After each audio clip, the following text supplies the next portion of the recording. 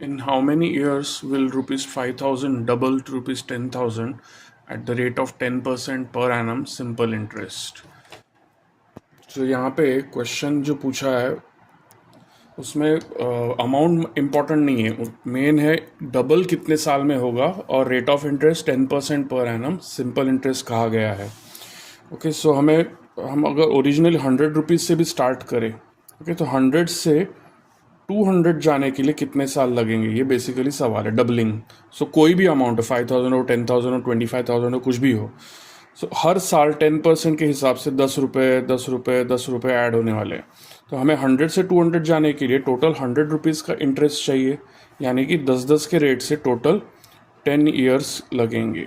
Okay, ये simple फंडा है जो इस ऐसे टाइप के क्वेश्चंस में आप यही लॉजिक यूज़ करके आंसर पा सकते हैं।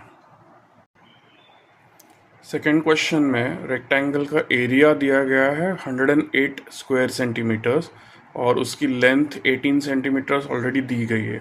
उसकी विड्थ हमें फाइंड आउट करनी है। सो ऐसे क्वेश्चन में सिंपल आपको फॉर्मूला सिर्फ यूज़ करना है रेक्टेंगल की एरिया का। रेक्टेंगल का एरिया का फॉर्मूला होता है length multiplied by breadth. Okay, so यहाँ पे एरिया ऑलरेडी आपको 108 स्क्वायर सेंटीमीटर्स दिया गया है, लेंथ 18 दिया गया है, सो ब्रेड्थ हमें फाइंड आउट करनी है।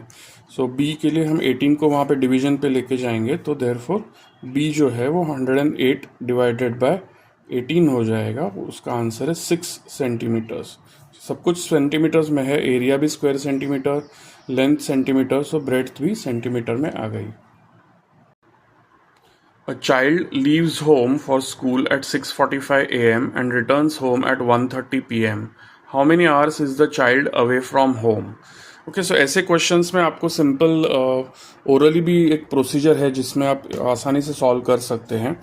हमें 6:45 a.m. से 1:30 p.m. जाना है। सो 1:30 p.m. के थोड़ा पहले अगर देखा जाए तो 12:45 p.m. पे जो एग्जैक्टली मतलब 45 मिनट्स वाला पार्ट सेम है, तो इन दोनों में 6 आवर्स का टोटल गैप है।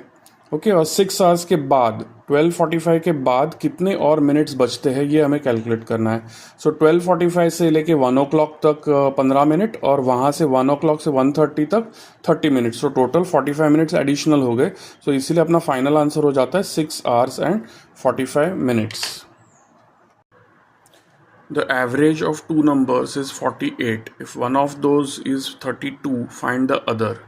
ओके, सो एवरेज वाले क्वेश्चंस में आप सिंपल ये कर सकते हैं कि जब दो नंबर्स है और एवरेज दिया हुआ है, एक नंबर उसमें से दिया हुआ है, दूसरा हमें ढूंढना है, तो ये लॉजिक भी चलेगा कि इन दोनों का जो डिफरेंस है 48 और 32, यहाँ पे डिफरेंस जो 16 है वो 16 दूसरी तरफ बैलेंस आउट होने वाला है। यहाँ पे 16 कम है तो दूसरी तरफ +16 होगा, जहाँ पे यहाँ पे माइनस है। ओके, सो 48 + 16 जो है वो 64 आ जाएगा।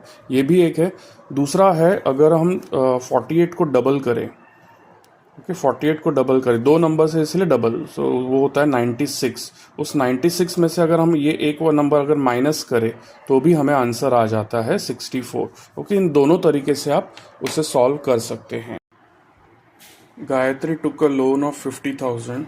After 1 year, she returned rupees 56,000 to close the loan. Okay, so what was the interest rate charged to her per annum?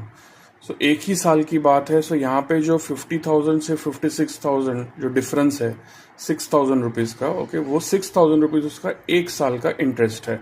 सो एक साल का इंटरेस्ट अगर 6,000 रुपीज़ है तो वो कितना परसेंट है प्रिंसिपल का, उतना ही हमें कैलकुलेट करना है आंसर निकालने के लिए।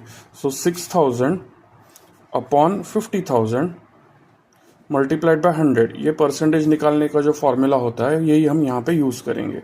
सो 3 zeros ये 3 zeros ये गए, यहाँ का अगर 1 0 और 1 0 निकाल दिया तो 6 मल्टीप्लाइड बाय 10 60 डिवाइडेड बाय 5, ये आंसर आ जाएगा 12%।